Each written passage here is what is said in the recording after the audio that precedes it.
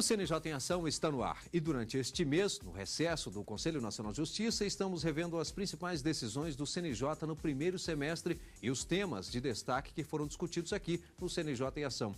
Hoje nós vamos acompanhar os julgamentos feitos em plenário no mês de maio. O Conselho determinou a redução dos salários de juízes e desembargadores aposentados da Justiça do Trabalho.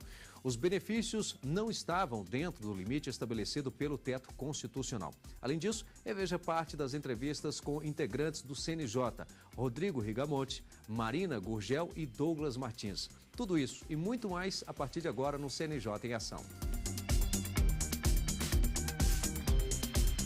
E você fica agora com os destaques do mês de maio. Durante um dos julgamentos, o CNJ determinou a redução dos salários de juízes e desembargadores aposentados da Justiça do Trabalho. Os benefícios não estavam dentro do limite estabelecido pelo teto constitucional. Os conselheiros analisaram o procedimento de controle administrativo do Conselho Superior da Justiça do Trabalho. O conselheiro Flávio Cirângelo apresentou o voto vista da relatoria de Saulo Casale Bahia e acolheu um pedido da Associação Nacional dos Magistrados da Justiça do Trabalho, que envolve as condições das aposentadorias. Neste aspecto, tenho que a orientação do Conselho Superior da Justiça do Trabalho está em franca contrariedade com o que já decidiu o Supremo Tribunal Federal acerca do tema alusivo ao teto remuneratório. Na sequência, o presidente do Conselho Nacional de Justiça e do Supremo Tribunal Federal, ministro Joaquim Barbosa, afirmou que a decisão do STF foi tomada por uma composição diferente da atual. Eu gostaria de lembrar aos senhores conselheiros que essa decisão do Supremo sobre a qual se debate é uma decisão, ela própria, extremamente polêmica. O tribunal se dividiu à época da decisão. Por maioria dos votos, o procedimento foi julgado improcedente. O subteto de remuneração será aplicado aos magistrados aposentados da Justiça do Trabalho. Na sequência, foi julgado o pedido de providências, encaminhado pela Associação do Ministério Público do Estado da Bahia, contra o Tribunal de Justiça do Estado. Os procuradores questionaram a forma como estava sendo feita a intimação dos promotores de justiça e procuradores. Segundo o conselheiro Gilberto Martins, a mudança que está sendo implantada pelo Tribunal de Justiça da Bahia, que irá adotar o processo judicial eletrônico, vai resolver o problema. Essas comunicações e a suposta entrega dos autos com vista, o representante do Ministério Público vão cair por terra, vão se tornar, com o decorrer do tempo, letra morta na nossa legislação, visto que o acesso ao processo judicial eletrônico é feito automaticamente. A conselheira Luísa Franchise, que também havia pedido vista do processo, decidiu acompanhar o voto da relatora. Essa questão da intimação pessoal, ela se resolve também pela interoperabilidade dos sistemas e mais, pelas regras de distribuição interna. O Ministério Público ele é intimado pessoalmente, eletronicamente, através do envio de dados, mas as regras de distribuição interna são efetivamente de cada um dos ramos do Ministério Público. A decisão foi unânime. Na sessão do CNJ, os conselheiros analisaram o questionamento da OAB de Pernambuco. A entidade é contra alguns critérios adotados pelo TJ do Estado em relação à retirada de cópias de documentos dos processos por advogados. Entre as exigências estão a obrigatoriedade de deixar no cartório um documento de identidade, a necessidade de acompanhamento por um servidor em caso de advogados não constituídos no processo, a limitação de 2 horas para a chamada carga rápida, entre outros. O relator, conselheiro Rubens Curado, deu parcial procedência ao pedido. Segundo ele, alguns itens não significavam dificuldades para o trabalho dos advogados. Considerou que a exigência de deixar um documento deve ser facultativa e que a restrição de horário viola os princípios de serviço dos advogados. O plenário do Conselho seguiu por unanimidade o voto do relator. Em outro caso, os conselheiros analisaram uma consulta em relação à redistribuição envolvendo 3 servidores. A resolução 146 do CNJ estabelece quais os parâmetros devem ser seguidos nesses casos, entre eles o interesse da administração pública e a equivalência dos vencimentos, mas o texto se refere a apenas 2 servidores. Após um amplo debate por maioria, os conselheiros divergiram da relatora e consideraram que a consulta não poderia ser conhecida. Alegaram que, caso permitissem essa redistribuição, haveria uma mudança no texto da resolução. Depois foi analisada uma sindicância realizada pela Corregedoria Nacional de Justiça, na 5ª Vara da Comarca de Belém, no Pará. Foi analisada a conduta de 2 magistradas, num processo que requeria o uso capião de valores depositados em contas bancárias. De acordo com o Banco do Brasil, foram apresentados documentos falsos na ação. A instituição alertou a magistrada, mas Vera Araújo de Souza determinou o bloqueio de mais de 2 bilhões e 300 milhões de reais de forma liminar. A decisão depois foi confirmada pela desembargadora Marneide Marabete. Por conta disso, o corregedor Francisco Falcão solicitou a abertura de processo administrativo disciplinar. Com o afastamento dos cargos que ocupam no Judiciário do Estado do Pará, diante das gravíssimas imputações que lhes são atribuídas. O conselheiro Guilherme Calmon completou. Não há como admitir que um magistrado possa ser ingênuo. E segundo, não é possível que a jurisdição sirva de instrumento para a prática de ilícitos. Mas a conselheira Gisela Gondim não foi a favor do afastamento das magistradas. A decisão dela não determinou nenhuma retirada de valores do Banco do Brasil, apenas o bloqueio das contas. E, no mais, eu acho que, pelo que foi colocado também por todos que me antecederam, se trata de discussão a respeito do ato jurisdicional praticado pela magistrada. O afastamento já é uma medida de exceção e nós estamos dentro de uma outra situação de exceção, que é analisar um ato jurisdicional cometido pela magistrada. Mas a maioria seguiu o voto do relator. A determinada abertura de processo administrativo disciplinar em relação às magistradas, por decisão unânime. E, por decisão majoritária, foi decretado o afastamento de ambas. Na próxima semana você confere outros destaques da nossa retrospectiva. E veja agora notícias do Conselho Nacional de Justiça. As instituições que fazem parte do movimento Ação Integrada pela Liberdade e Dignidade no Trabalho vão realizar um encontro com auditores fiscais e ensinar o passo a passo para melhorar a qualificação educacional, cultural e profissional destas pessoas que eram exploradas. Também ficou estabelecida a estratégia para a sensibilização dos poderes executivo e judiciário para que façam parte do movimento. Os juizados nos aeroportos foram os que mais receberam reclamações, totalizando 3.075 queixas. A falta de assistência e de informações, atrasos e cancelamentos de voos, problemas com a bagagem, overbooking, costumam ser os principais motivos de reclamações atendidas pelos juizados nos aeroportos. São Paulo registrou o maior número de atendimentos, 928. Desse total, 252 resultaram em acordo entre as partes. Os juizados dos aeroportos instalados no Rio de Janeiro foram responsáveis pelo segundo maior número em atendimentos, 391. Curitiba ficou em terceiro lugar. O juizado registrou 384 reclamações. Em seguida, vieram os juizados nos aeroportos de Recife, com 379, e Brasília, com 366 reclamações. Já nos juizados do torcedor instalados nos estádios, o Maracanã, no Rio de Janeiro, foi o que mais registrou ocorrências. Das 21 audiências, 16 resultaram em pagamento de multa ou cestas básicas por venda de ingressos por cambistas, apreensão de drogas, desacato e calúnia. De acordo com os números repassados pelos tribunais de justiça ao CNJ, em outros estádios também foram registrados problemas como furtos de ingressos, falsificação de credencial, provocação de tumulto e lesão corporal. O menor foi advertido por uso de documento falso. No Estádio Nacional em Brasília foram registradas 4 ocorrências durante os jogos. Qual é o legado que isso deixa? Que pode servir, inclusive, de espelho, de paradigma para as outras competições a nível internacional, não só no Brasil, mas no mundo inteiro. Que a presença do Poder Judiciário ela só contribui para que o evento funcione de forma positiva. Quer saber dos principais assuntos e como acompanhar o Conselho nas redes sociais? Veja agora no nosso quadro Tá na Rede.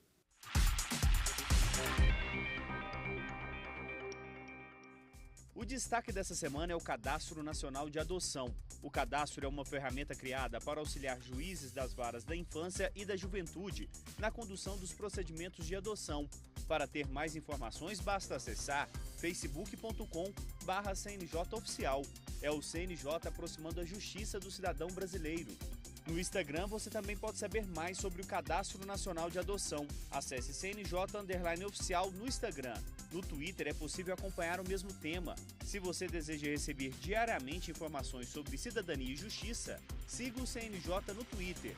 Acesse twitter.com/CNJ_oficial. O CNJ está ainda no YouTube. Acesse youtube.com/CNJ. O CNJ está na rede.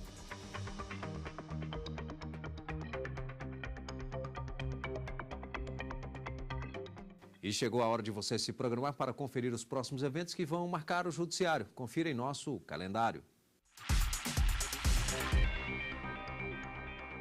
Entre os dias 13 e 15 de agosto, será realizado o curso sobre planejamento, licitações, contratação, execução e fiscalização de obras públicas, de edificações administrativas. As aulas serão dadas no Conselho da Justiça Federal em Brasília.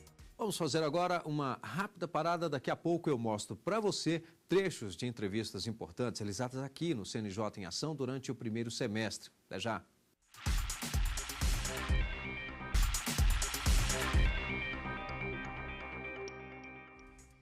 O CNJ em Ação está de volta e com o quadro Bastidores. Durante este mês de julho, no recesso do Conselho Nacional de Justiça, estamos reapresentando trechos das principais entrevistas do primeiro semestre.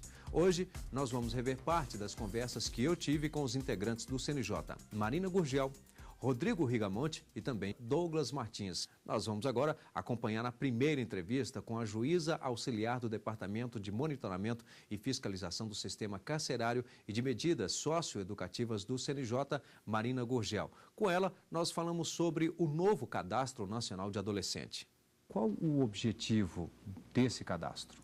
Bom, o objetivo do cadastro é permitir que o Conselho Nacional de Justiça tenha o número exato de adolescentes no país em cumprimento de medidas socioeducativas, né? Esse quantitativo e esses relatórios que serão extraídos a partir do CNACL permitirão que o Conselho Nacional de Justiça possa elaborar uma política nacional para a justiça infanto-juvenil.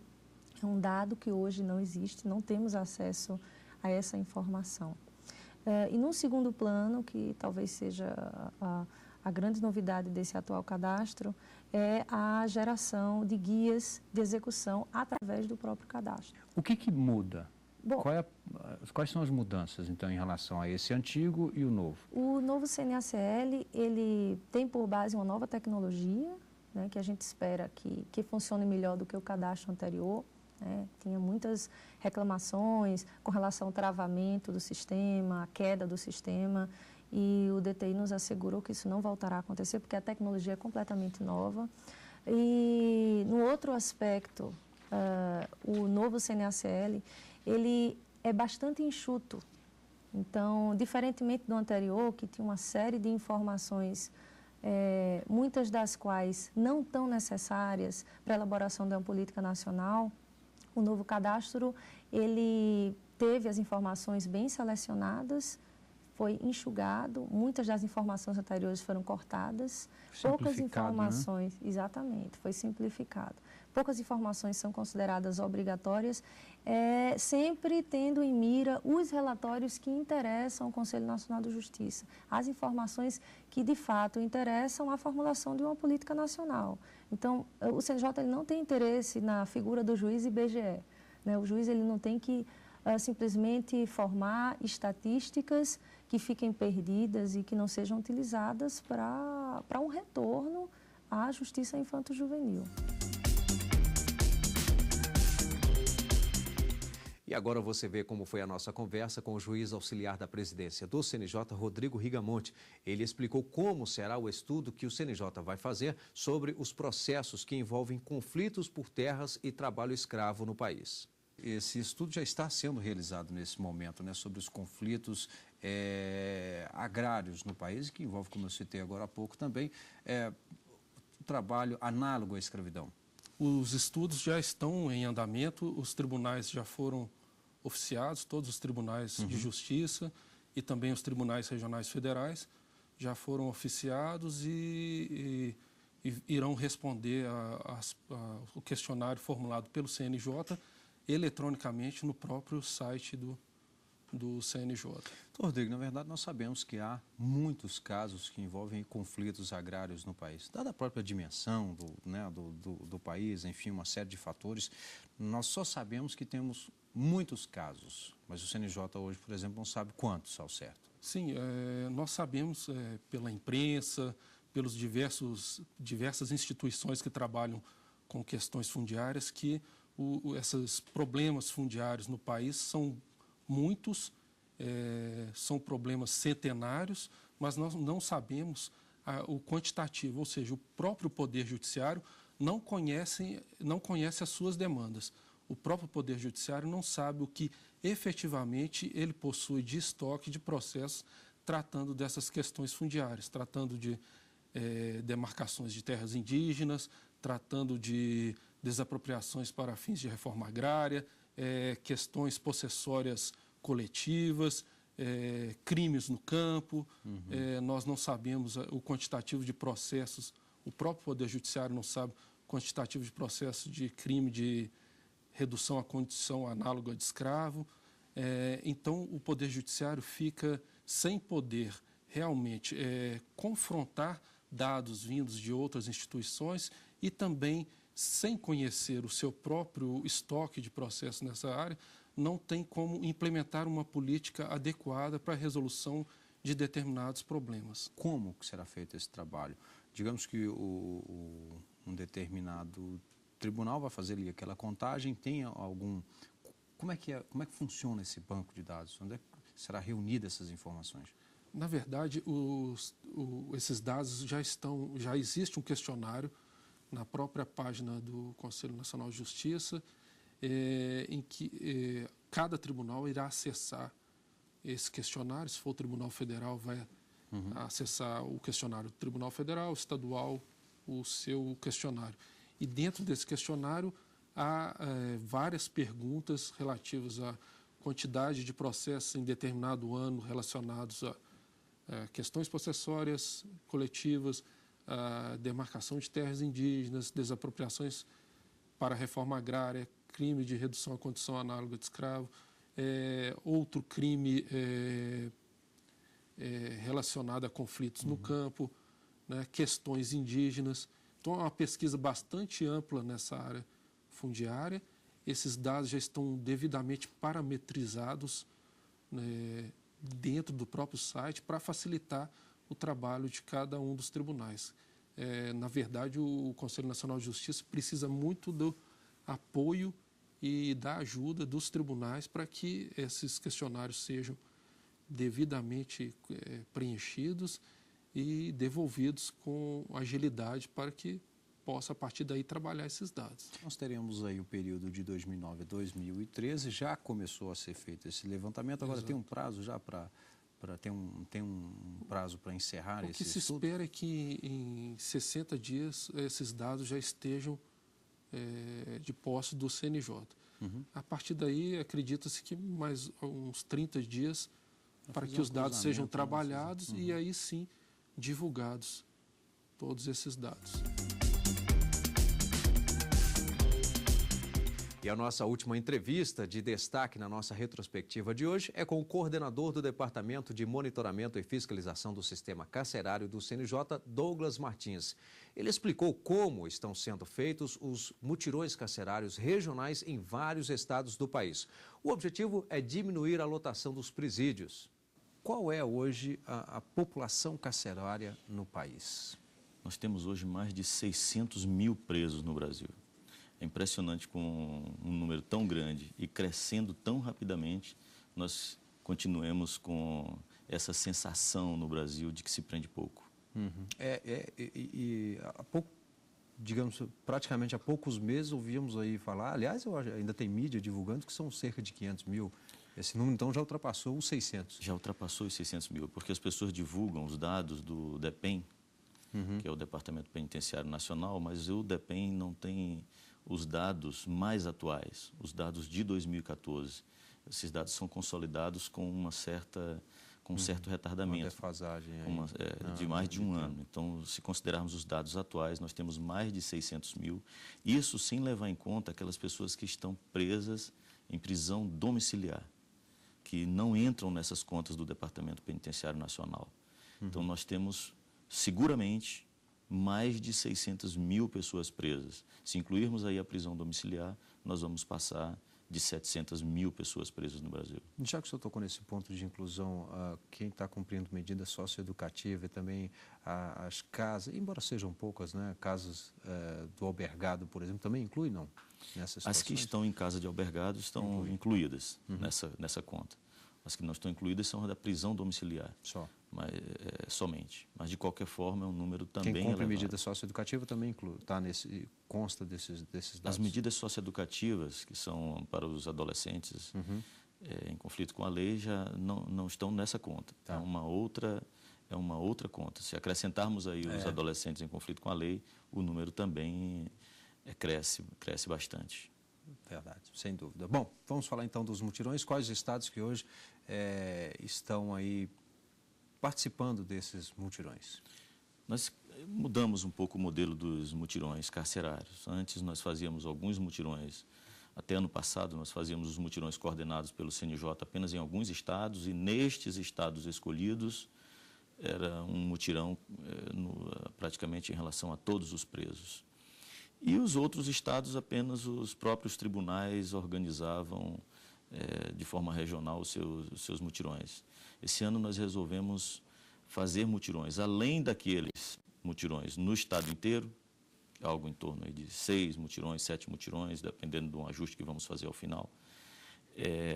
Nós fazemos os mutirões regionais naqueles complexos penitenciários com maiores problemas.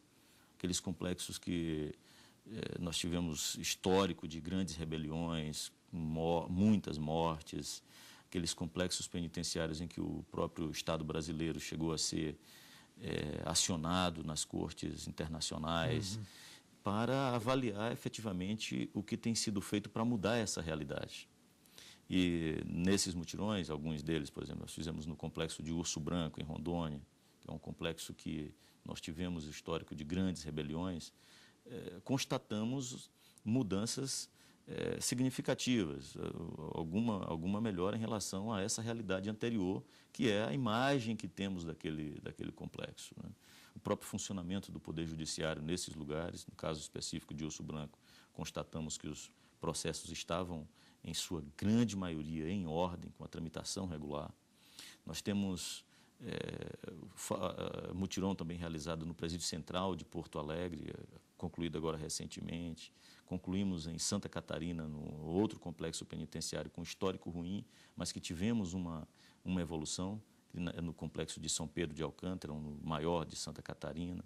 Enfim, é um outro modelo focado nos problemas mais graves para, a partir daí, verificar se estamos conseguindo, com ações concretas, mudar um pouco essa realidade. Sim. Que tipo de ações, por exemplo, são averiguadas nesses presídios? O senhor citou agora há pouco o próprio trâmite processual. Por exemplo, se há presos que já deveriam estar em liberdade, entra também nesses mutirões esse tipo de... Sim. E quais outros, o que mais é verificado? Além de verificar a situação processual dos presos, nós também verificamos as condições em que ocorre o cumprimento da pena. Nós temos, de certa forma, no país, aquela imagem de que os presos estão em situação de mordomia, que há essa sensação, lamentavelmente, das pessoas de que o preso é tratado melhor do que quem está aqui fora, que o preso não sofre nada, que o preso... Enfim, essa não é a realidade do sistema prisional brasileiro. O que nós temos é uma situação desumana, as pessoas estão submetidas a um sofrimento, a violações de direitos humanos no país inteiro, em praticamente todos os estados da federação. O que nós temos são pequenas ilhas dentro de alguns estados em que a condição é um pouco melhor. E o CNJ em Ação termina aqui. Obrigado e até o próximo encontro.